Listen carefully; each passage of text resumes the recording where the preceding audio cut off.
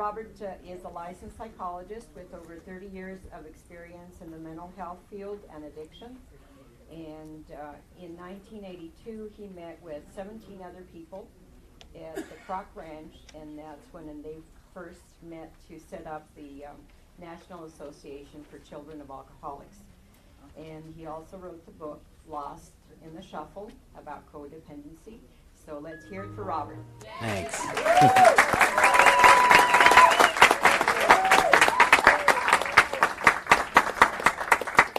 You're very kind. Good afternoon.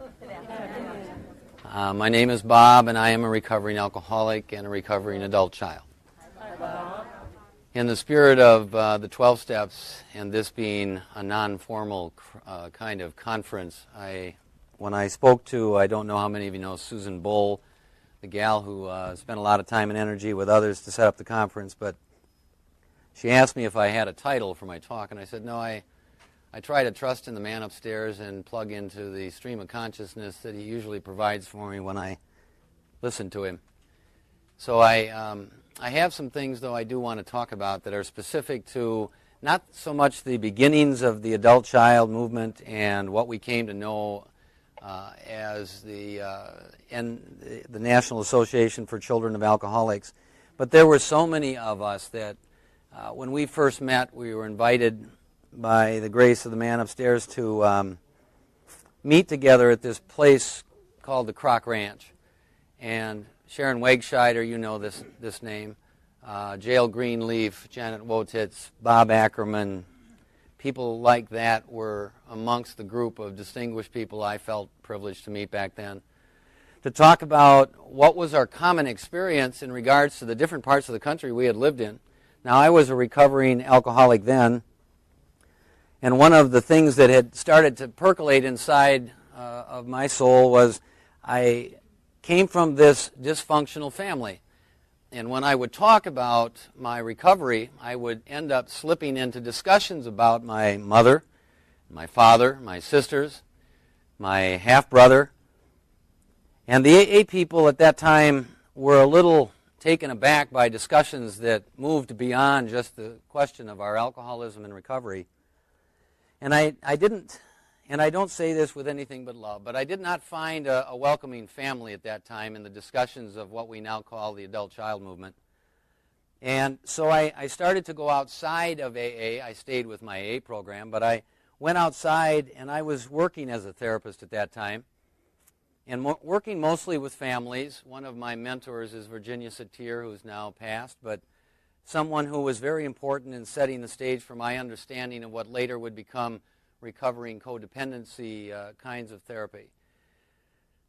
When we first started to leave AA into the discussion about the adult child of the alcoholic, I ran into Sharon Wegscheider. Sharon is from Minnesota also, and she and I heard of one another, and so we ended up meeting at this by accident sort of conference. And we started talking about our mutual issues. She was working heavily in codependency. I was working heavily in the area of addiction and family chemical dependency issues.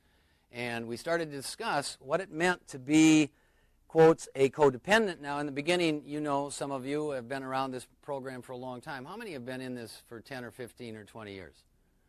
Okay, so I expect that I don't have to go over all, but if you would like to ask me questions, I'll go back and repeat some things for you. But when we first started to talk about this, Sharon was saying, well, you know, there are all of those of us who lived with the alcoholics and those of us who grew up with the dysfunctional, addictive parents, and we as children began to suffer from what I was calling back then a delayed identity development syndrome. Now, I know that sounds very clinical, but you have to remember that I was a clinician, and that when I talked to clinicians, I couldn't talk to them about AA talk. I couldn't talk to them about codependency because they wouldn't know what I was talking about. And so as I started to try to understand how to translate lay terminology, codependency, into clinical terminology, I started to break it down into their familiar language. And when I say to you delayed identity development syndrome, as clinical as that sounds, it's important that you understand words because words mean things. And when you talk about a delay in one's identity, it is a very descriptive way of identifying what happens to us when we live in these dysfunctional families. We're supposed to be going through stages of human development that start with trust. And you've probably had some talk already at this conference about what happens to children when their mothers and their relationship with their mothers is interfered with, how children immediately internalize the sensation of separation from their mothers and later from their fathers, and what the messages of the environment mean to them. And if you think about, and Sharon was big on this, and her mentor was also Virginia Satir. So we had some, those God events coming together. And we started talking about what it was like to grow up in our alcoholic families.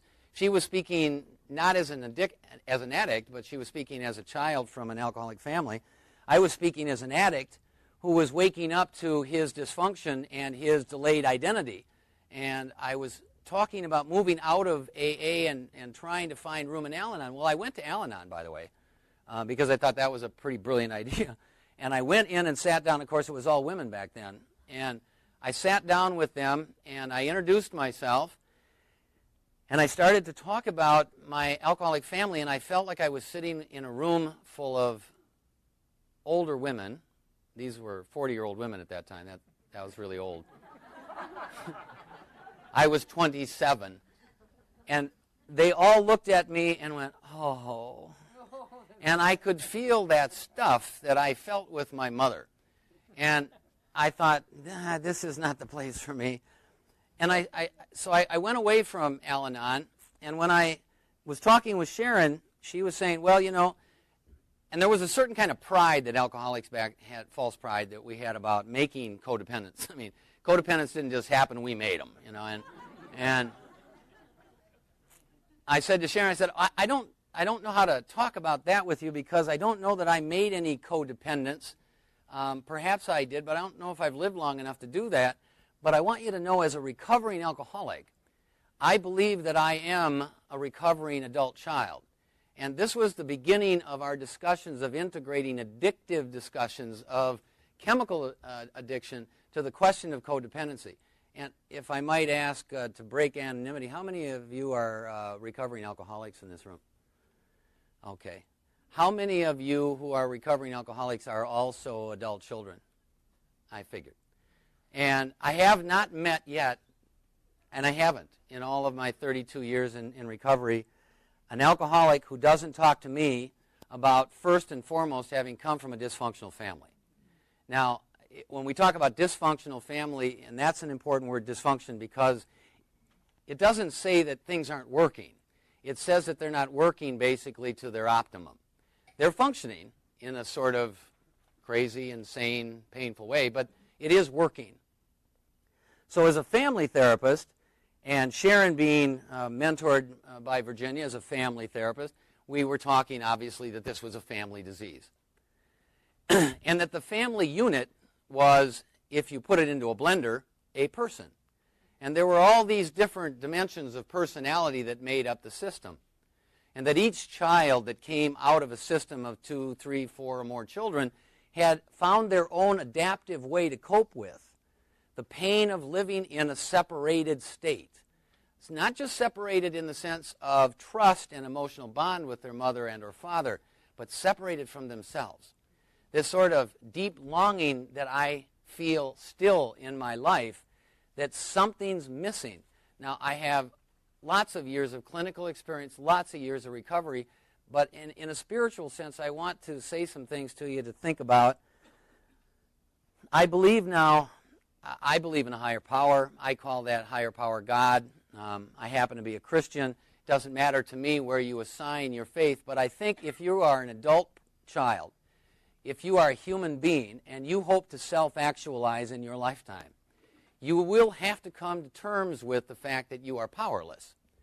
Now, I'm going to go through a number of triads in this handout that I gave you. I call them triads of adulthood. They are the cornerstones, if you will, for ultimately self-actualization. And so I believe that in this abstract spiritual sense, yes, I have some more over here. Someone's asking for some more handouts. All right. I will repeat questions if you ask me any so that you don't think I'm repeating myself, but the people are recording here. Yes, I have some more of those too. In the spiritual, abstract, existential, however you wish to talk about it sense, I believe that God sent us down here. I think life is something that begins. There's some right there. That life begins at the moment of conception. I'm not into politics with you all, but I want you to know what I believe is the essence of our soul. And I think it's intertwined, interwoven into the very fabric of your physiology, your psychology, and the spacesuit you live in, this sack of water you're in, is all tentacled up with your soul. And that it has a real substance and a real essence. And what God told me, I believe, and us when we left home was, I want you to go down into this experience, and I want you to listen. I want you to listen for my voice. I want you to hear what I would ask you to do to complete your journey. I will be there for you. I will help you. I will guide you. But you have to find me, and you have to listen. And all the noise that we come into in this life, if you weren't an adult child, is enough to keep most people distracted. From childhood to today, I know this isn't my daddy's USA. This is a different country than it was I'm 57 now, so 57 years ago, where we didn't have real-time events coming in on us all the time. I never played a Game Boy. I still can't stand the damn things. But I understand now that kids are being pulled all the time away from this internal search for themselves. Some philosophers say that the day that you are born, the moment of your birth, is the first real spiritual divorce you experience in this life, and that you spend the rest of it trying to get back. So I think God sends us down, asks us to listen, to find ourselves, to listen to what he asks us to do, to then do it, and then come home. And it's that simple. But it's not that easy to talk about.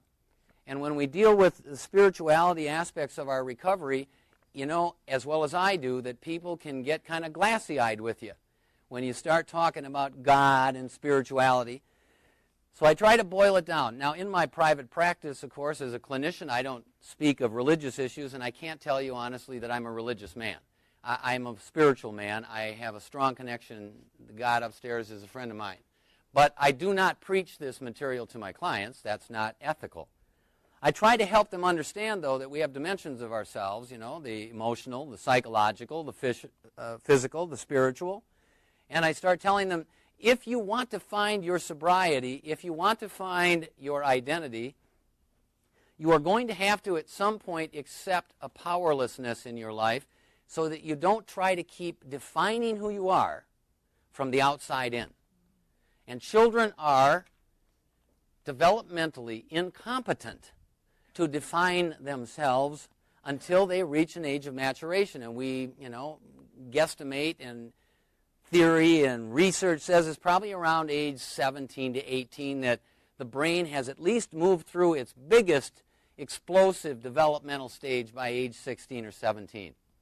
At that point, we are supposedly containing fundamental cornerstones of our understanding of ourselves so that we can go out and have a life. We don't have to go out and relive our mommy and daddy's lives. We have differentiated ourselves from our parents. And so in this spiritual journey and these triads of recovery that I want to talk to you about, I really want to focus as much of the time as I have with you on the idea of our adulthood. I know there's a child within my soul. I know you have one too. And you guys have gals have gotten into lots of trouble with that because you listened to your feelings and then you reacted to what you felt. And this is how children live. They do not filter it through an intellectual or moral screen. They filter it through the way they feel. So anything that a child feels, to them is the truth. If you have been then an adult living as a child in that spacesuit, the world impacts you. It taps into some of your memories of the past, and you start feeling today like you did then. Now you're lost in time. You're in a time warp. You're a child walking around in an adult body. You know all of the feelings that we have. That, you know what free-floating anxiety is. Okay? And why do they call it free-floating? because it's not attached to anything. Infant, the word infant means pre-verbal, and certainly during that time in your life, you do not have the synaptic chemistry and maturity to create memories that will last forever. Unless you are tremendously traumatized, unless there's some very unique event that stirs up a lot of good chemistry to form a memory bank, most of you will move through your early 4 or 5 years, and today if I asked you, you could not give me a good accounting of that. But the emotional residue is with you. It's in the core of you. I call it your private logic. It's where a child builds a foundation of ideas about the world.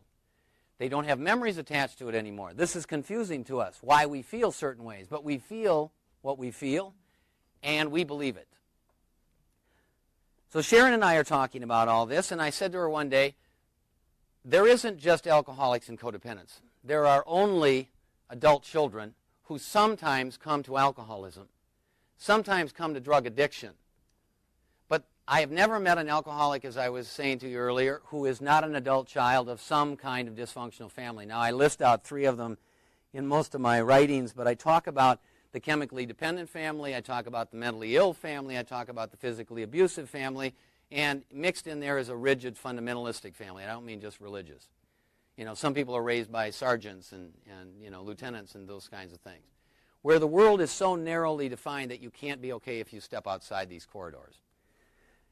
If you can't step out the corridor and live your soul out as a child in a safe environment where you begin to define who you are, and your parents are healthy enough and they're not children, so they don't get intimidated by your creativity. They are there to discipline you. They are there to guide you. They are there to support you and love you. But they are not there to tell you that you can't be who you are. However, that's not what happens to most of us. We come through that kind of experience as an adult child, knowing as we enter adulthood that we are supposed to be acting in a certain way in order to get what? Approval and love. And so we start to master all these skills. We are master manipulators, you and I. We are adaptive people. We're quick studies. And I've never met a stupid person in my office. Never. And I don't mean to sound disrespectful, but if God did not give someone the gift of enough gray matter between their ears, you'd never meet them in a therapist's office.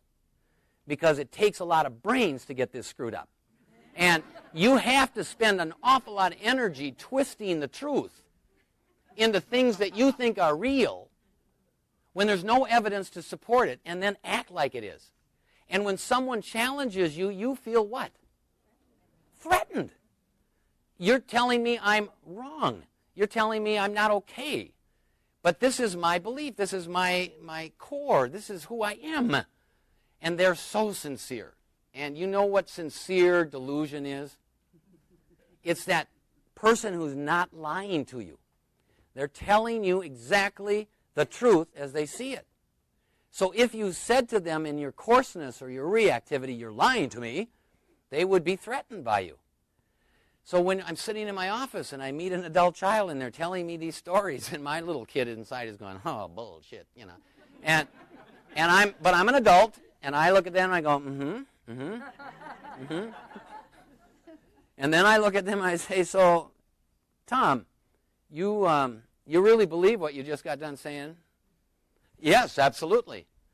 And you're an honest man, right, Tom? I absolutely am an honest man. And you wouldn't want to distort or lie or manipulate what you're saying to me, would you? No. And I said, well, I don't understand a damn thing you said. And what do they think about me?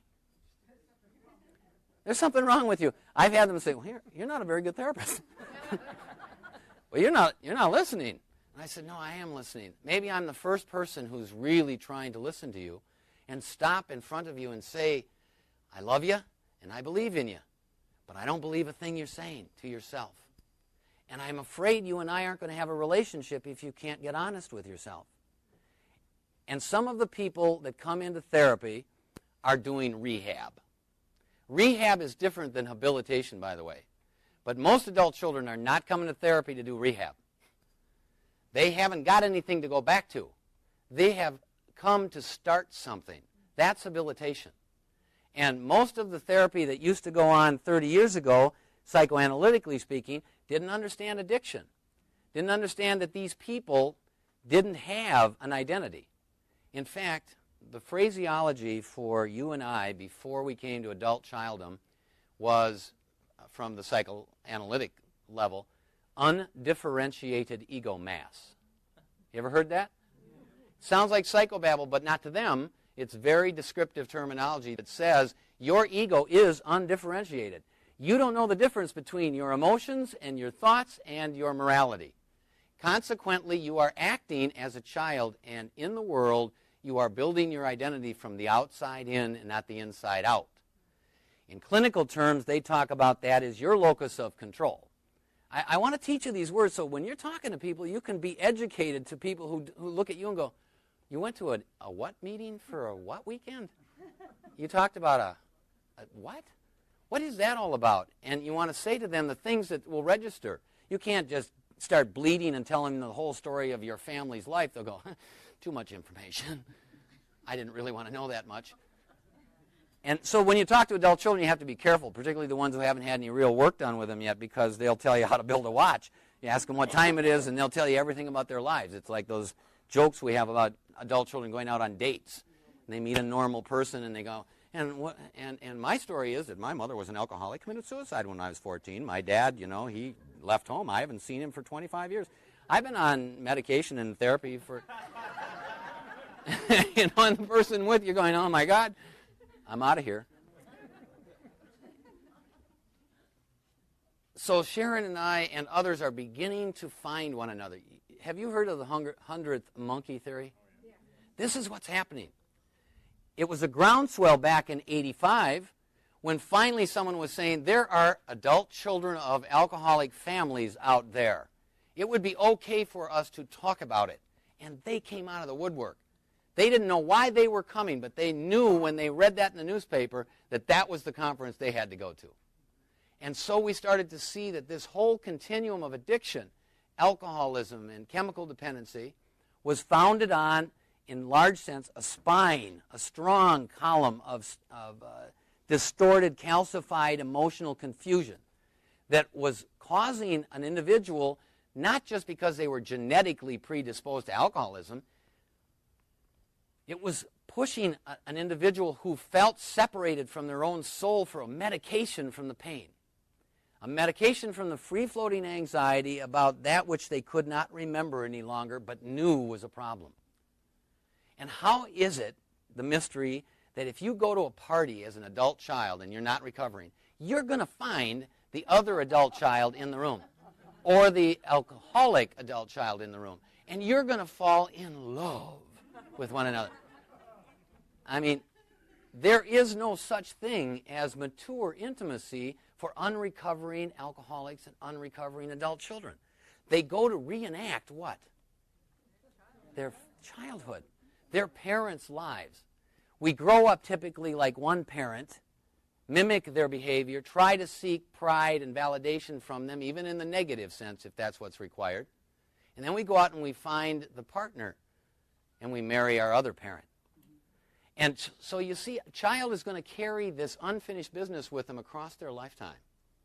And they are going to try to resolve why it feels the way it does to them through reenactment with another person.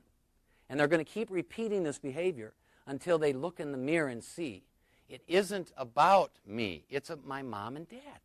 I never emancipated. I never left home. I don't have my own life yet. I live out of the reservoir of clouds and confusion in my history.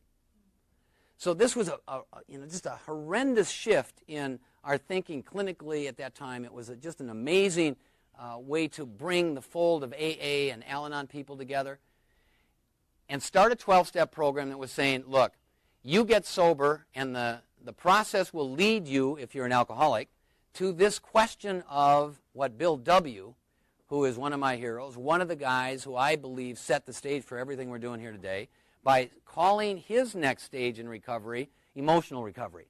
He wrote about it towards the end of his life. It may be hard to find, but it's in the archives. Look in the grapevine, 1958. And he's starting to talk about emotional recovery. He's talking about absolute surrender of everything you ever held on to try to give yourself a sense of worth. And in that effort to hang on to everything, he saw himself get depressed. He saw himself not drinking anymore, but connected to all these other things that he felt were keeping him from his freedom, his own life. They were weighing him down. Towards the end of his life, he didn't want to go to these big conferences. He definitely did not want to be identified as the father of AA. He didn't want that. He wanted to be free of it. He didn't know how to do that because he also had a sense of honor and responsibility. So he stayed, but he tried and tried and tried to talk more and more towards the end of his life about this idea of emotional recovery. So we get into understanding that adult children have little or no trust. Now, you have to understand a child will not survive if they don't successfully negotiate at least what we in clinical terms talk about half of the crisis that they have to face. The first crisis is trust. The second crisis is autonomy. The third crisis is initiative. The fourth crisis is industry. The fifth crisis is identity. And then the sixth crisis is intimacy. And where do adult children, I call it body by bondo, adult children do not and are not, this is a clinical argument, and I don't want to get into it with you, but I want you to know there's a clinical argument that's been going on for years about the issue of resilience versus adaptability. I am an adaptability proponent. I don't believe that children are resilient, though I understand in general what they're hoping to say, is that children somehow survive these terrible events.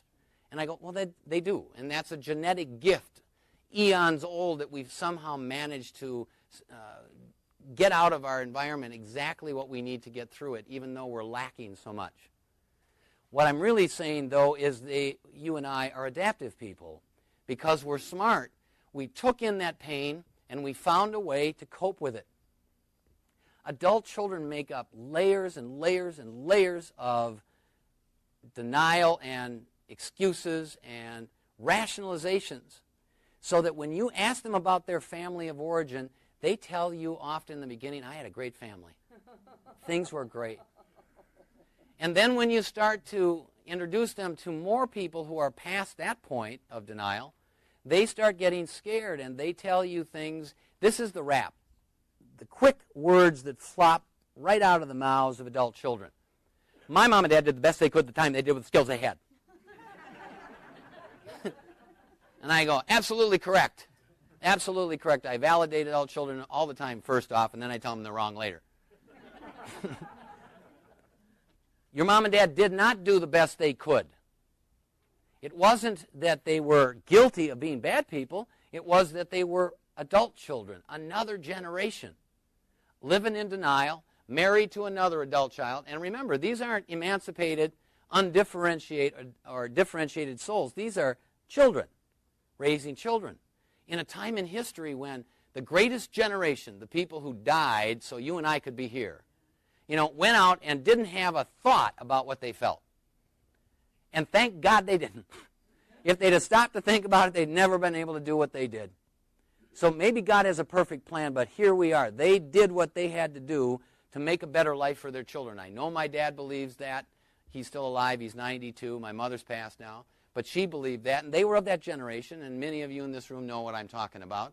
Stoic, kind of northern European stock who spoke never about how they felt, saw much ugliness in their lives, and their children suffered under the emotional immaturity of their intimate struggles with one another. Some of them drank, some of them got mentally ill. Often women were the ones who ended up in the psychiatrist's office. And by the way, if you're a therapist, anybody here a therapist? A few of you? I don't know about you, but my experience is men don't come to therapy. Women bring men to therapy. And they don't come voluntarily, though they say they are. I'm here because I want to learn. No, I don't think you really want to learn. You want to get her off your back, In any case, I digress. What I can't help it once in a while. I'm an adult child, and I'm dyslexic, by the way. So, staying focused, I want to take you through not the issue any longer of how the history of adult-child movement grew, not about how we all got screwed up as children, But how do we make that passage into what Bill W. talked about is emotional recovery? This is where the triads for adulthood come into my life. And I want to tell you this. I don't have them in triads because I have any preconceived notion of their divinity. I only think that they are easier to remember, and I need to discipline myself to remember things.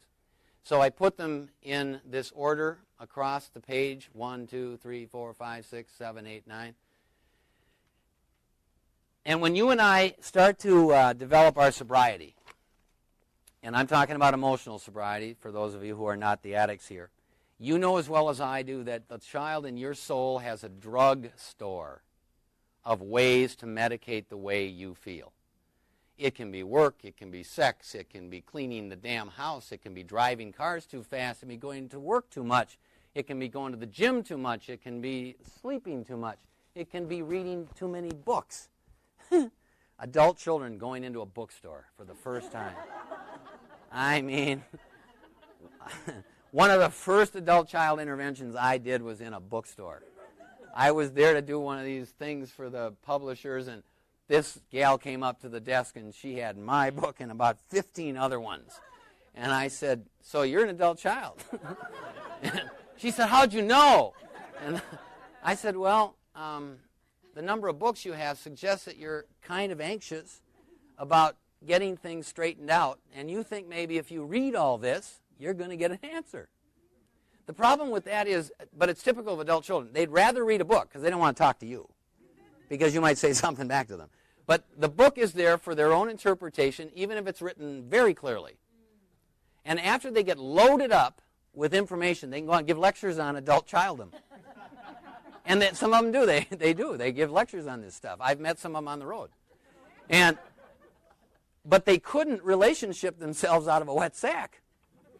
And they're in this corkscrewed experience where now they have become more sophisticated at being dysfunctional. Okay? And so therapists who don't understand addiction, I'm a bilingual therapist, I tell people, because I know addiction. And I know the clinical stuff, so I can sit down with the clinical anals and I can talk about that and lay my license on the table and go, okay, now we stop all the crap. We can just talk about what's happening here to our clients. I can sit down with the addict and say, yeah, I'm a licensed psychologist, but that doesn't mean I don't understand what addiction's all about. Doesn't mean I don't understand what it meant to grow up in an alcoholic family. You need to decide if you are ready to do this work.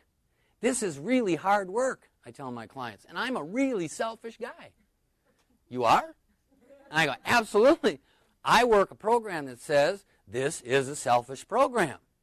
And when you say that to the newcomer, how many of you heard that first time and went, this doesn't feel right? Any of you? Yeah. Because you've been raised with an idea that if you kept your focus on caring about everybody else, God would bless you, you'd be blessed. And what I think a lot of parents who were saying that were trying to tell us was that if you get in here too much, you're going to get hurt and scared and lonely and sad and depressed, and because that was my experience, so stay out there, okay? Don't go in here. It's too painful. So you and I are going along this developmental road, and we come to now sobriety. And someone starts asking us about our family, and we don't lie anymore. We start telling the truth. When we first got to these adult-child meetings and conferences, let me tell you, there were a lot of anxious children inside adult bodies. And if you want danger, just turn loose a bunch of adults who have been waiting for 30 years to have a good time. And some of the stuff that used to go on in those conferences just scared the crap out of me. And I'd come in and I'd sit down and start talking with them. And I'd say, look, I know how to play with your emotions because I'm an adult child. I can make you cry and I can make you laugh. I can make you want to go home and not listen to another thing I have to say because I know how to manipulate other people to stay off of me. But this is a conference, and I'm not your therapist, and I'm going home when this is done. So I'm going to educate you. I'm going to give you some information. Then I'm going to tell you that I believe you have come here by divine providence. You know in your soul you want something. You come and you say you want something, and then when someone asks you, you tell them you don't. Adult children are doing this all the time. I love you, and I need you, and I want you, so get the hell out of my life. And you can't understand, why did you pick this person you met from across the room and you had to know her, you know? And she saw you, and women are more subtle, but she worked her way around and got to know you. And then you got together and then you just hurt each other. Just lied to each other. Denied love to one another. But you love each other. You said that to each other. I know you did. I did this. I hurt lots of women down the road. And I remember thinking back, how could I possibly have been such an ass? Because I'm a good man. I never wanted to hurt anybody. But I couldn't get close to anyone. And when a woman is involved in a relationship, because that's what women are about, connection. Okay? Attachment, connection. Men are about independence. So you come in and you want to know about me. Why? My kid was, why do you want to know that?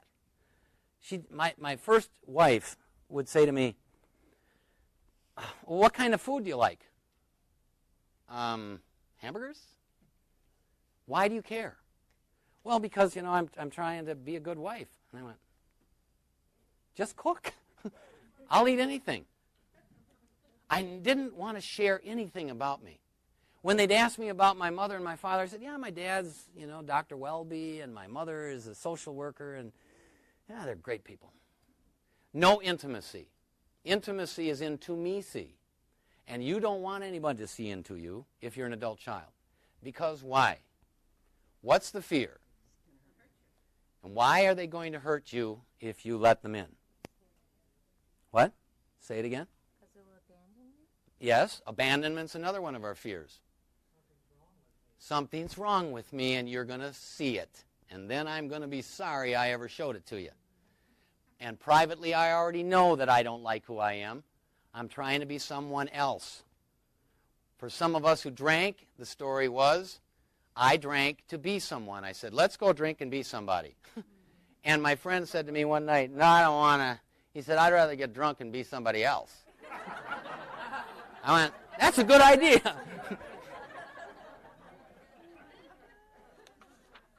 But I came into AA, and as the program promises, I stayed, and I woke up, and slowly I started to come to terms with the emotional inebriety of my life.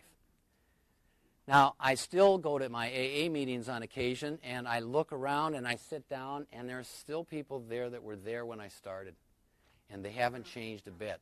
This isn't a criticism about AA. This is about a child's journey. And you can find an addiction anywhere. The first triad that I want to talk to you about is, to me, the threshold of passage, if you will, into real adulthood. And it starts out with this question of surrender of, what's it say? Blame. When you and I stop blaming, because that's one of our drugs of choice. It's one of our best defenses. Either we do it under our breath or we do it out loud. But there's always someone else who caused whatever it was that made me to do whatever I did. And even if you are accurately inventorying, and we're all good inventory takers because you've been practicing for 30 years, of what other people did wrong, think about it. Logically speaking, after you get done with all the listing of the blame, what's been accomplished? Nothing. So you see, in this differentiating process, you move away from a feeling to a logic that says, there is no benefit in all this blame. It may help in hindsight to understand what mistakes went on so we don't repeat them. But at the moment these things are happening, you have to not be intoxicated by the temptation, as a child is always tempted to blame. And if you can move into sobriety from drinking in blame, you are on your way to adulthood. And the moment that you catch yourself not blaming, you'll feel it. You'll go, oh, that felt good. I like that. I'm feeling like an adult person. How many of you have wondered, I hope someday I'm going to know what it feels like to be an adult? This is something we want. We've heard about it. We were in a hurry to grow up so we could be that. The second thing on this list is acceptance of powerlessness. Now, in a world where you build from the inside out instead of from the outside in, your locus of control is now here and not out there. Like the program teaches us, you accept powerlessness over, and then you can plug anything you want into that first step. I am powerless over my alcohol. I am powerless over my my husband, my wife, my boss, my children. I have, however, the last of these things is what? Free will. This is God's greatest gift, I think, to everybody. That we're at the top of the food chain because we self-actualize. Because we can actually consciously choose not to do what we feel. We got lots of instincts and hormones and all that kind of stuff going on. Gets better as you get older, by the way. Slows down. But you have free will. The day you moved through maturation around age 16 to 17, you started to have the conscious competence to make a choice, to not think only about what might happen to you, but you might ask, what might happen to you? If I do this and that, what's the consequence of what I do? And I have free will. And I mean, if you're looking to have power, put your arms around the choice. And don't do anything until you have thought it through. My sponsor used to say, Bob, don't do anything until you come up with a fourth alternative. And why the fourth one? He said, because the first three are easy and they're always wrong. So I started to practice what I was told. And every time something happened, I'd think about, and the three things, what do you think the first three choices of an adult child might be? Reaction of fight, flight, or freeze. And that's what we always have done. Now the fourth choice would require that you do something brand new. Now, trust me, even if your fourth choice is not so good, it'll be new. And new is progress. And you're moving out of that old paradigm. You're getting out of the box. This is how your recovery begins to happen in the sense of emotional sobriety. And as you do that, you begin to differentiate your emotional from your intellectual. And if you're really lucky, you start to even feel the moral part of your soul coming back to life. Now understand, I said to you earlier that people coming to therapy are not usually coming for rehab. They're coming to find a new beginning. They've got a pile on one end of a teeter-totter. It looks like a pile of dung. But adult children, hope springs eternal, there's got to be something good in there somewhere. Instead of putting new rocks over on this side. But that would require that you left your family of origin and you'd find your family of choice. And then you would listen to those elders, to those collective voices, to the collective wisdom of your group, and they would love you in ways you'd never been loved growing up, which will be bittersweet. How come these strangers I feel more love and connection to than my mother and my father? This makes adult children sad, makes them glad, scares the hell out of them, gives them hope, sends them into a lot of yin and yang. The second of these triads has to do with then adult discipline. And like the meetings you first went to told you, and like the big book says, keep it simple, stupid. Go to the meetings. And when you hear that little voice inside, I know you've heard this, and I'm not talking about literal voices, that's another diagnosis. I'm talking about that little kid in you who says, I don't want to, I'm tired. I don't like that guy that sits across from me in that meeting. I wish he'd stop coming, then I'd go, you know. You stop listening to that crap, and you go, no, I'm going to the meeting. And you feel yourself fighting with the steering wheel, but you make the turn, and you pull up to the parking lot, and you go in. And then as you do this, what comes over time is clarity. You go, I see what it feels like to have free will, go to those meetings, have an hour, for God's sakes, in your life where you don't have to do anything but be yourself. You don't have to go to an AA meeting and worry, though I know you do until you catch on, that someone's going to confront you.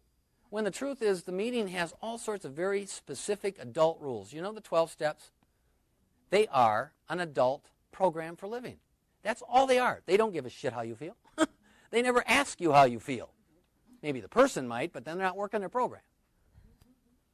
They don't care whether you believe in God. They don't ask you to become some kind of religious zealot. All they're saying is, do these things.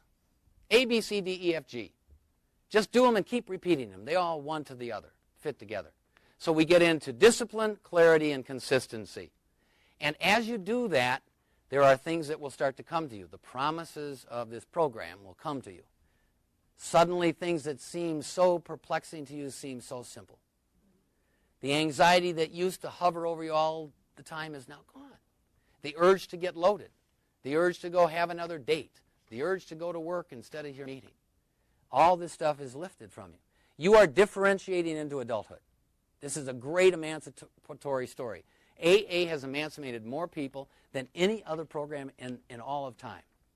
Saved more lives than any program in all of time. AA saved my life. Adult children, the ACA movement saved my soul. This was the difference. It was the crossing bridge. You know, and Al-Anon was really about a program in the beginning for people who were too busy addicted to taking care of somebody else, that they weren't taking care of themselves. So I found it ironic when I first fought with the early Al-Anon people, and let me tell you, we had some really interesting arguments about why adult children should be welcomed into Al-Anon family groups. Okay? And all the arguments that, no, this is for people who are married to alcoholics. And I go, okay, I guess we'll just have to. This is how the ACA movement started by itself, because Al-Anon wouldn't make room for it. Now, all things, all systems resist change in the beginning. That's normal, it's healthy, it's necessary. Otherwise, it'd just be chaos, right? But slowly but surely, the truth always surfaces like the seeds in the spring. If you think about, here's a word that I'd like you to think about. It's called the remnant. It's in theological histories.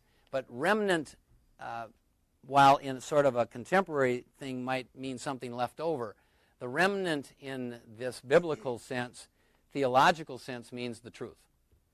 Think about the remnant of the truth that came with you in your soul when you came into this life.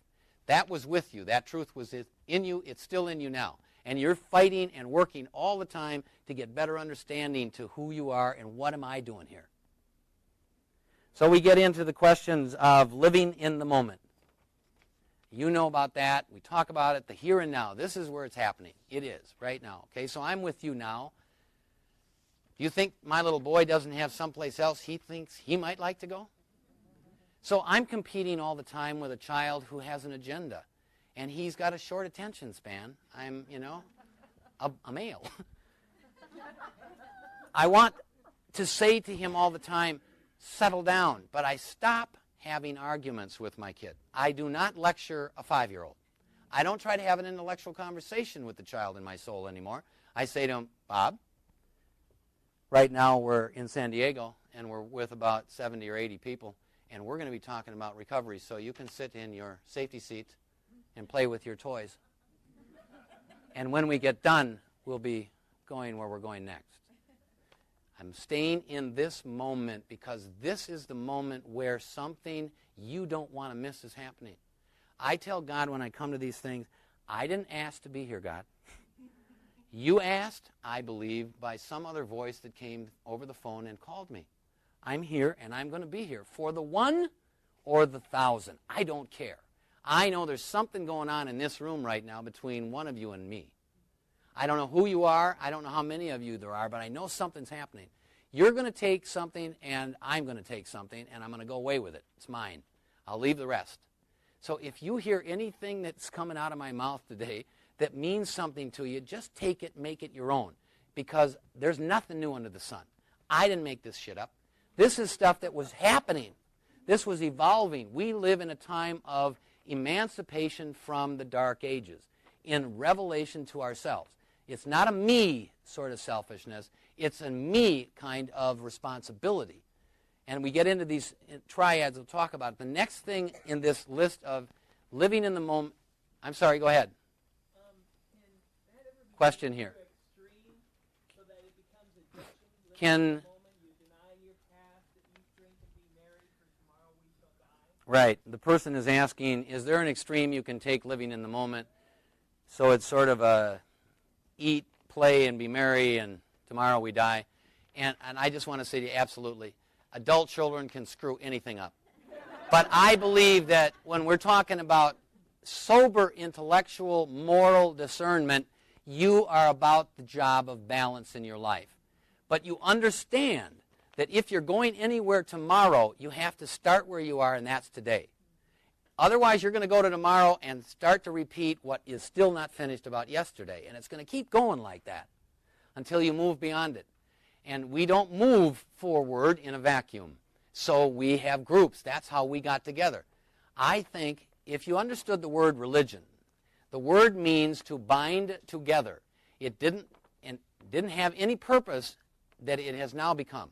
It didn't have all this idea of ritualized practices. It didn't have anything about shame and guilt in it. It just said, if you want to keep your faith in God strong, then hang around with people who are in their life maturely trying to practice a relationship with God.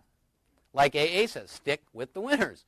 So we come to our groups because we find strength in numbers. We can find staleness there too, as the man in the back was asking. We can take it to an extreme. But when a group starts to all think the same, it'll die. Trust me. So we live in the moment, and we live in the sameness of this life. Now, I don't know about you, but I lived on a roller coaster ride for a lot of years, and not knowing if it was emotionally getting up one more. And that wasn't because I was drinking anymore. It was because I had a child in my soul running around like a BB in a boxcar, wondering if I was going to show up for whatever the life that I was living was going to bring to me today. You ever had that anxiety? It's the free-floating stuff. You live in that roller coaster emotion, and then you get sick and tired of being sick and tired till finally some brilliant insight comes to you, and you go and ask a therapist for help, or you talk to your friend who you know has been an ACA or whatever that wacky stuff she was or he was doing before. Now suddenly it's interesting to you. And when you start to find the calmness in your soul that comes in the collective wisdom, and I tell all my clients, particularly the men, I say, look, it took 10 men to stop me. I believe it's going to take 10 men to stop you. And if I can't invite you to come and be a part of one of our men's groups, I tell you, you're wasting your money with me one-on-one, because $155 an hour is a poor expenditure of your dollar. I can't help you like 10 could help you. And I can't give you the perspective that 10 can give you. And this is what I believe from the program that saved my life. So come and be a part of a process. Join a family. Well, I'm not a group person, Bob. I know you're not, I can tell.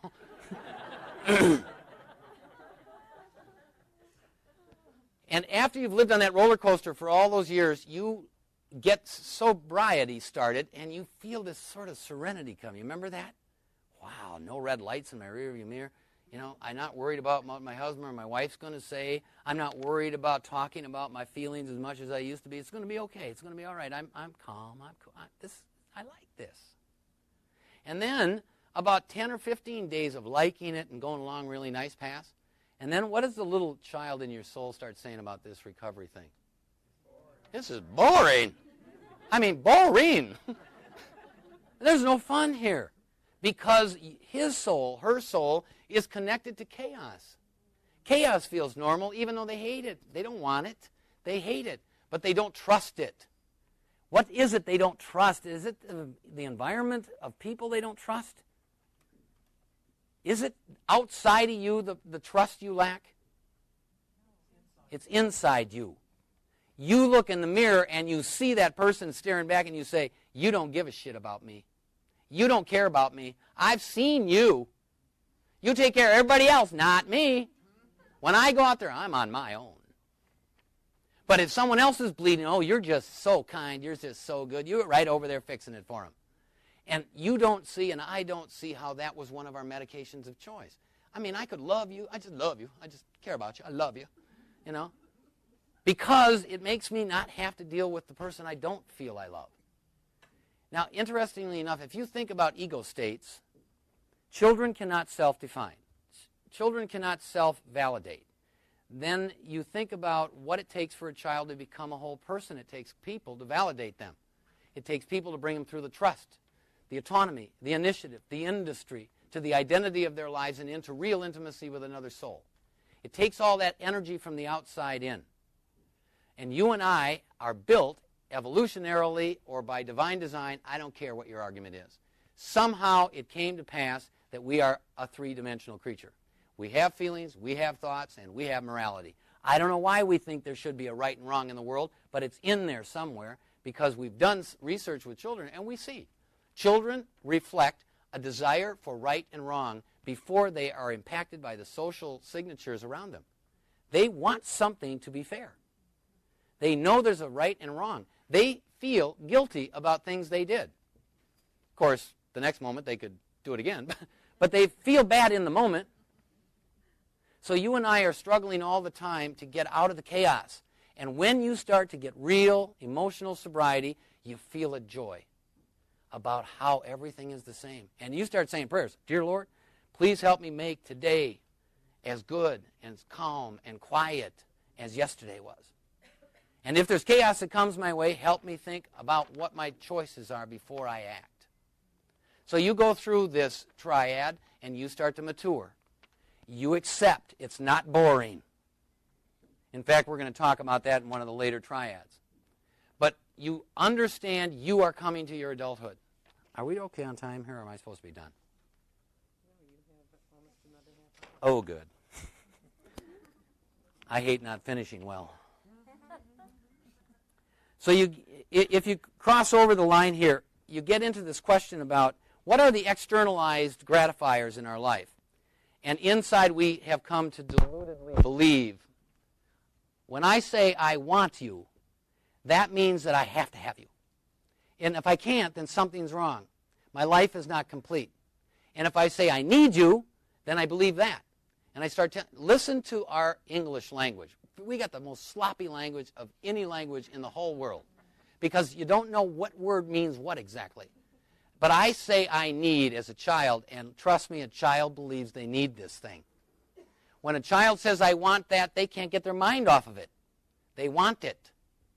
And as an adult person, as a moral, sober adult person, you begin to recognize there is nothing you need but water, air, food, shelter. It would be nice, all the other things, but you don't have to have them. And when you stop feeling that anxiety about I'm in deficit all the time, then things get better for you. And you feel more whole, more joy, more sobriety, more serenity, all the good stuff that the promises tell you you're going to have. It's hard to change your language, but I am going to ask you now to think about this through the rest of the workshop and into, as long as you remember being here. Think about when the word want is going to come out of your mouth and stop yourself. And see how hard it is to find another word to put in there. Instead of saying need, stop yourself from saying that and find another word to put in there.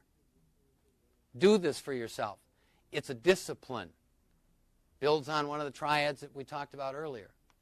Discipline, clarity, and consistency. I therefore speak deliberately with you. I do not lay upon you the misguided notions of my child that I have to have something, that I want to have something, that I need to have something. And the highest spiritual surrender is no ownership. You don't own the house in the sense that you live in it like it's a measure of your worth. It is a gift. It's a privilege. You earned the right, perhaps, to have that. But it isn't something you want to own and hang on to because it'll drag you down. So if it burns down, would you get down on your knees and say, God, thanks for taking that away. I know there's something else that will replace it. But I'm still here. My wife, my kids are still here. This is just a shelter. It's a good thing. It's a nice thing. I feel privileged to have been able to care for it. I have been blessed in ways with my family that we have this lake place that we found. One of those accidents in life. Just a beautiful spot. We didn't have a lot of money, but it was some woman who was angry at her children, who were angry at her for being an alcoholic. And so they abandoned her, and she abandoned them in her hurt feelings and sold the property for a song. Well, when we took that over, I remember going up there for the first time and saying, Lord, bless this place. Keep this place sanctified. Don't let harm come to any soul that steps on this land. Because I don't own it. I will care for it because it's a gift. And until it's mine to turn over to someone else, let me always be a caretaker of this place. And people are hooked on money and people are hooked on material stuff, and it's tempting in our world. And we know everyone sings for your supper here. You live in a capitalistic society, and you're not going to get anywhere if you don't make an effort to care for yourself. But there are people who are envious and jealous all the time. They want, they think they need, And I have people come up to visit, and I'll bring clients up there on a retreat every year, and I hear, these guys saying, wow, this property is really valuable. You could make a lot of money if you sold this off. And I quietly in here, I hear my parent in my soul say, God help this man understand the cancer of his thinking, the loss of his soul. Because you can't keep anything. It's not yours. The body you're in isn't yours. In the end, it's going to go away, and then you have the answer that you will get an insight into when it sheds from you.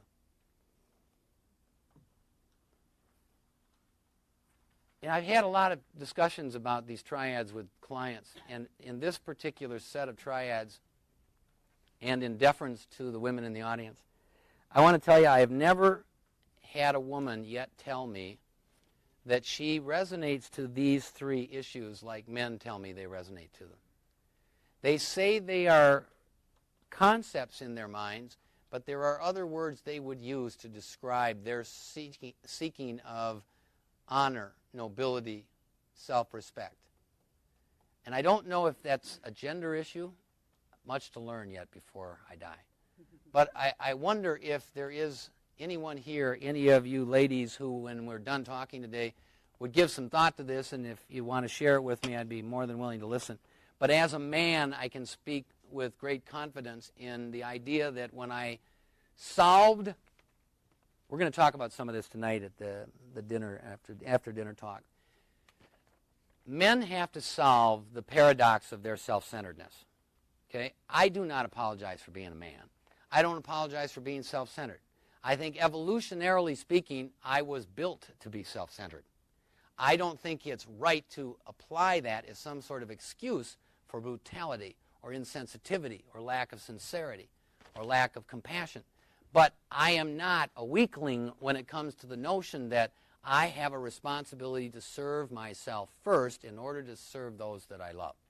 And so in that sort of selfish, healthy notion, I believe that if I stop trying to gratify myself from the outside, that is like an ownership and want and need, and say to myself that because of my free will every day, if I conduct myself at the end of the day in a way during the day that I can feel honor and nobility in, that I can take home with me.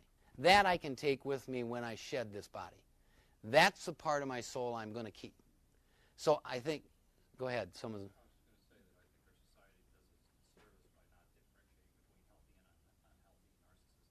Yes, I think the question was that he said, I'm repeating this again, that our society does us a disservice by not really doing a very good job of differentiating between healthy narcissism and unhealthy narcissism.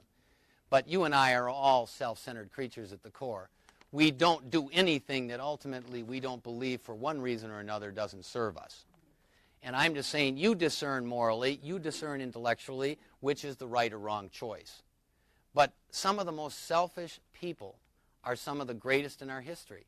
And I don't mean those that brutalized. I mean those that kept their dream. I think about two of them in particular. I think about Abraham Lincoln. I believe that this man, for some reason, knew in his soul that his destiny was to do everything he could to keep this union from falling apart. I don't think it was about slavery for him at the core. I think that was an issue, but peripheral to his soul's understanding of his mission.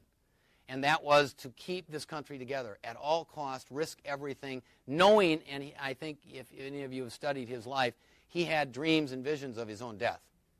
Didn't stop him, though. He knew he had to do what he had to do. And so I see him as a great man because I never saw him trying to seek greatness. I saw him trying to be who he was. Okay? Another great figure to me is more contemporary, and that's Mother Teresa. You think about this woman. Talk about self-centered. And the church got rid of her because she wouldn't do what they wanted. But she knew she had this thing going with the man upstairs, and there was no way she was going to break her word to the guy. So she went on and did it until they couldn't not have her back in because it looked bad for him.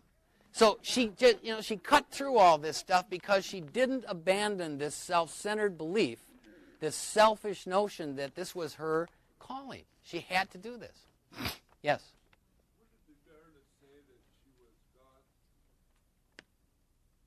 That she was what?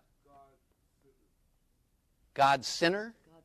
God-centered. Oh, yes, absolutely you can say that. But then I believe if you and I were to talk in length about this question of spirituality, we are all God-centered. I think God is in us.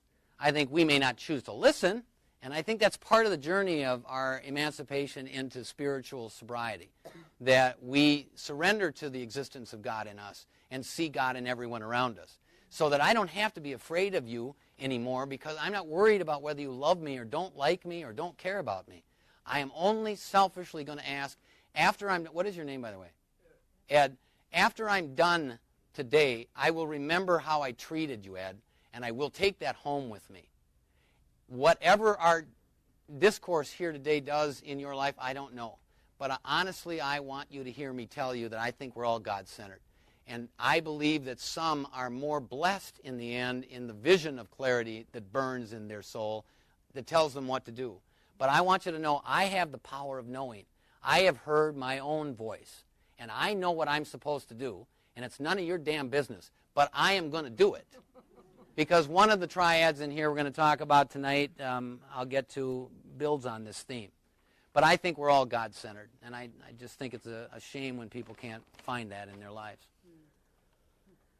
So we get into the question. So again, if you ladies would give some thought to this, anybody has any ideas, I'm certainly willing to hear it from a gender-specific kind of way. But the question of nobility and honor is just an everyday part of my prayer, an everyday part of my walk. It is so self-centered, I got to tell you. It's like I can't fail. I look at every day and I go, this is a no-lose proposition.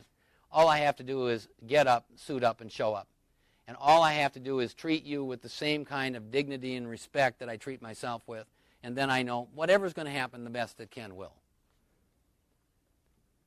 No regrets.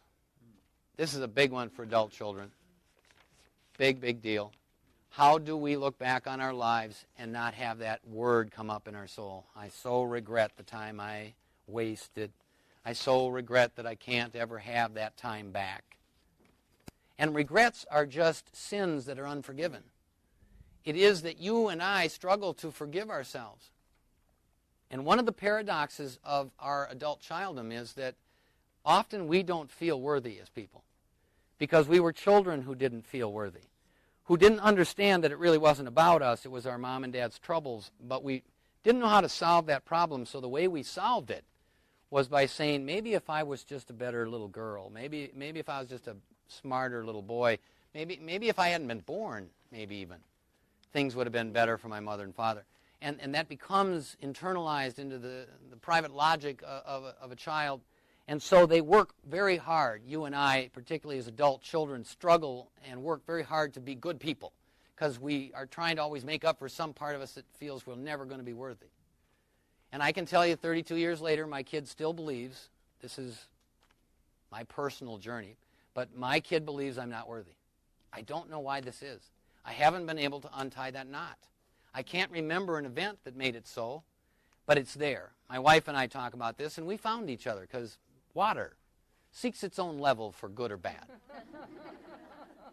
But we were good people beyond our own belief in ourselves. And we saw that goodness in each other, and we have given that to one another over the 28 years we've been together. And so the maturity of that is a salvation and a saving grace in love and intimacy. But I can't tell you in my private, personal journey that my little boy has yet surrendered the idea that he is not unworthy.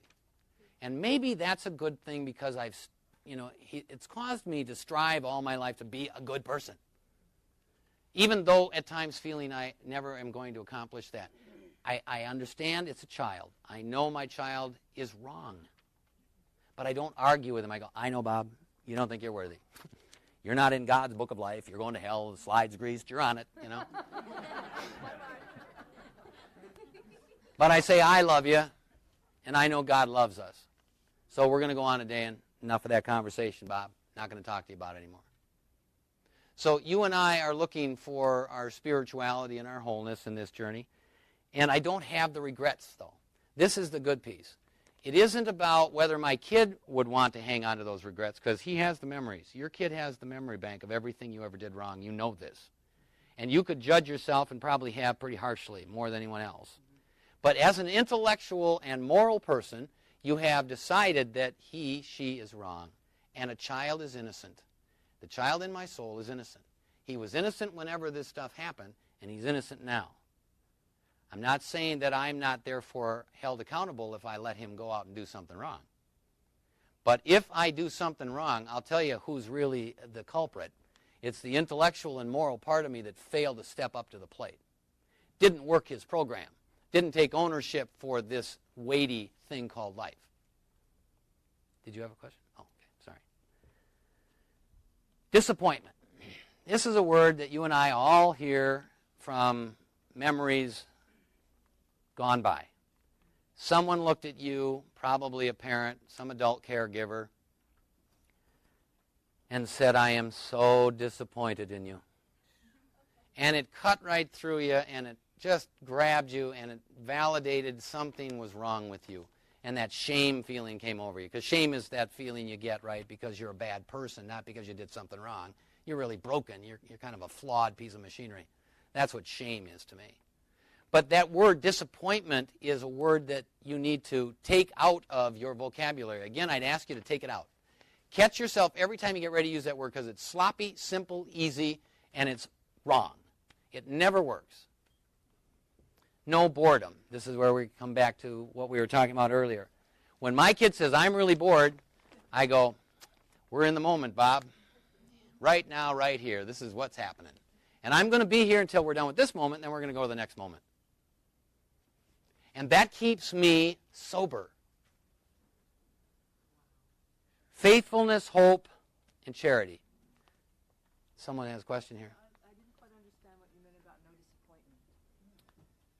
disappointment. To say disappointment is I'm sorry, I did not complete that thought. She said, I didn't understand what you said about no disappointment. When you say, I am disappointed, you are really saying, this didn't turn out the way I wanted it to. Who said you were supposed to have it turn out the way you wanted it to? It turned out the way it turned out. Whatever you did to play your part in that dance is up to you to look at. But why be disappointed when it didn't turn out as opposed to saying, it turned out the way it was supposed to? It's not that it isn't in your voice, in your little boy or your little girl. I'm just saying catch her or catch him and go, no, that's a judgment that it isn't the way it's supposed to be. It happened. It is. It's done. Now what are we going to do about it, remember? Don't blame. Get on the choice-making bandwagon and do something different. Yes, question. Well, really, it's not a question. A statement. For me, Yes. I hear you talk. Yes. For me, it's real intellectual. It is. And I know that to talk to those little parts of me, Yes. excuse me, that I have to acknowledge them, that I don't just say, this is how it turns out, or this, meaning I have to say to myself, I know The person is saying that you need to address the child inside you, not just intellectually, but somehow validate that these events took place. And that's how those parts of myself, including the adult part, that's how I Yep. feel. We have about 3 minutes, so I'm going to be real quick here, but you're not wrong, and I support what you're saying.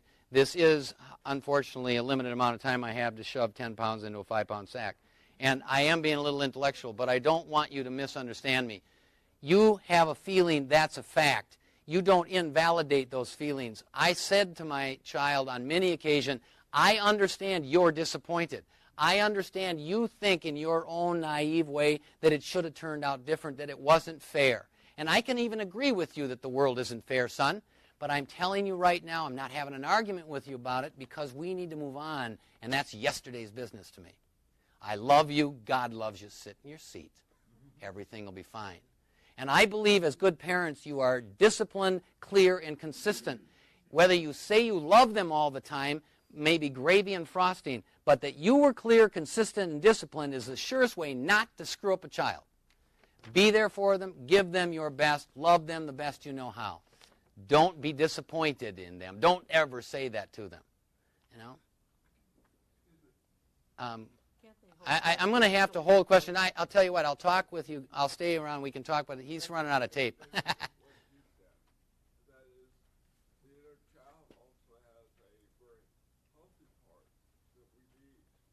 Please don't misunderstand. I am only talking right now about your responsibility from an intellectual and moral point of view to take care of a very mercurial soul who is on all levels innocent, whether you describe them as selfish or you describe them as loving. Doesn't matter to me. It's all descriptive adjectives about children. All I'm saying is that a child unsupervised is a child who's in a crisis. So we get down to, I don't know which where I left off here now. Faithfulness. Faithfulness, the idea that you and I can be truthful and we can be true to ourselves. This is that axiom on the coin in our program. To thine own self be true. That faithfulness is going to guide you to faithfulness with others. It is a selfish program to love somebody else. Trust me, I am telling you from all of the experience I have that the issue isn't the old saying about love thy neighbor as thyself. People screw that up, not because they don't try to love their neighbors, but they do not love themselves faithfully. And so they try to get something from out there and it screws it up.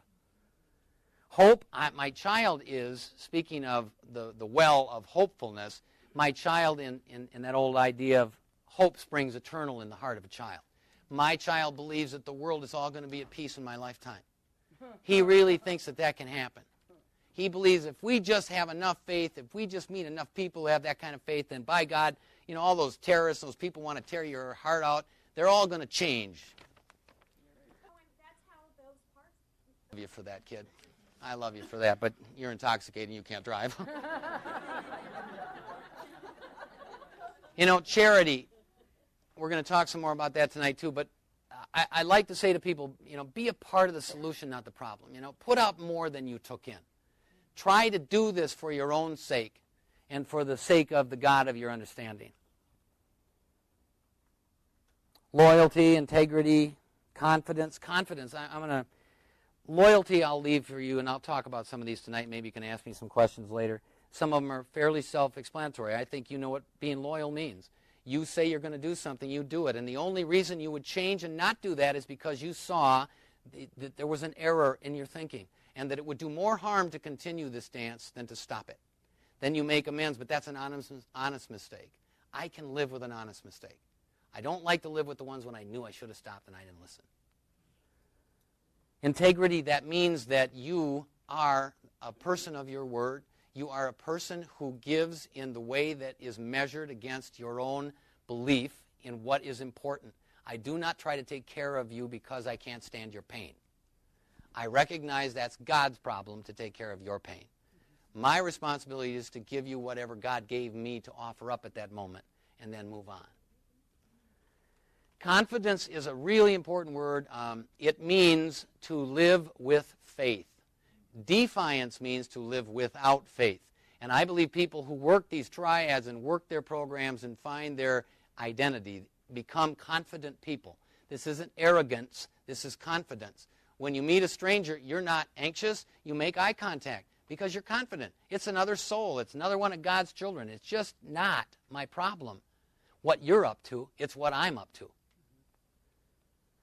Grace, you've watched people in your life who you have seen from a distance or maybe up close who have a kind of grace about them. They are just not tangled up in all of whatever is happening. They will listen to you and they will sometimes, like elders do, smile and go, yes, life is like that. But they don't have to get into a diatribe with you and debate with you about every nuance and every syllable of the words you just used. Forgiveness. Now, this one is not easy because some things have happened to us in our lifetimes by others, perpetrated upon us, that I say to my clients, look, if you can't find that forgiveness, then don't hear me judging you. Then don't forgive. Be true to yourself. If that is a violation of the love you feel you have to keep for your child's sake, then don't give it away. God will forgive you if that's a mistake. Love, this is that greatest gift thing.